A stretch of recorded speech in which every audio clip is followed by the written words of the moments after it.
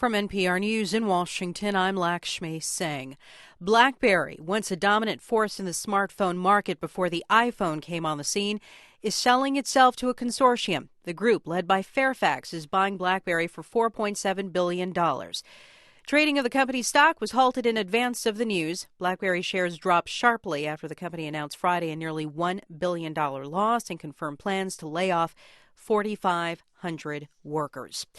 The Democratic-dominated Senate is expected to pass a continuing resolution this week that keeps the government operating beyond October 1st, but it'll be stripped of a provision in the House's version that defunds President Obama's health care law. Majority Leader Harry Reid criticized the House's stopgap spending bill today. The ransom demanded by House Republicans in exchange for keeping the government open is unworkable and unrealistic. The revised version, minus the provision to defund the Affordable Care Act, will head back to the GOP-led House. 2 Israeli soldiers were killed in the West Bank in separate incidents over the weekend. Daniel Estrin reports from Jerusalem. These deaths increase tensions as Israelis and Palestinians have resumed peace negotiations. The Israeli army says a Palestinian man confessed to killing an Israeli soldier Friday. He said he convinced an Israeli soldier he worked with at a restaurant to take a taxi with him to the West Bank, where he killed him. He said he wanted to use the body to negotiate the release of his brother, who is jailed in Israel. Then yesterday, unknown gunmen shot dead an Israeli soldier in the ancient city of Hebron.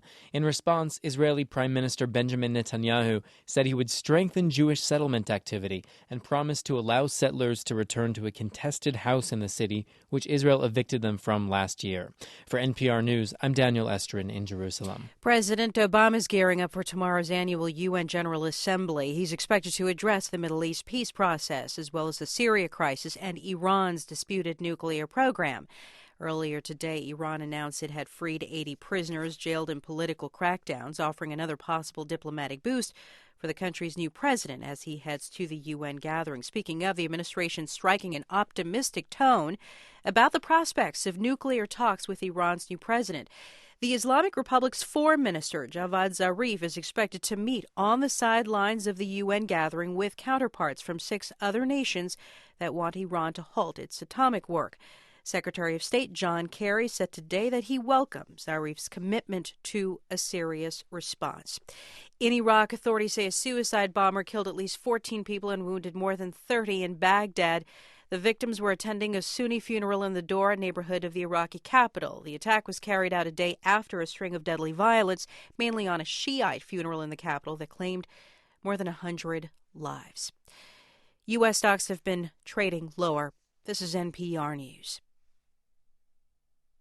A member of Russia's Pussy Riot punk band says she's going on a hunger strike to protest conditions in the prison where she's serving a 2-year term. NPR's Corey Flintoff says she's accusing the prison of subjecting inmates to slave labor. Nadezhda Tolokonikova is in jail for hooliganism after band members staged a protest against President Vladimir Putin in Moscow's main Orthodox cathedral. She wrote an open letter condemning conditions in the prison colony where she's being held. Tolokonikova says inmates work 17-hour days in a factory sewing police uniforms. She says prison administrators force inmates to punish each other with beatings, withholding food, and denying privileges. She says a senior prison official threatened her with death when she complained. Corey Flintoff, NPR News, Moscow.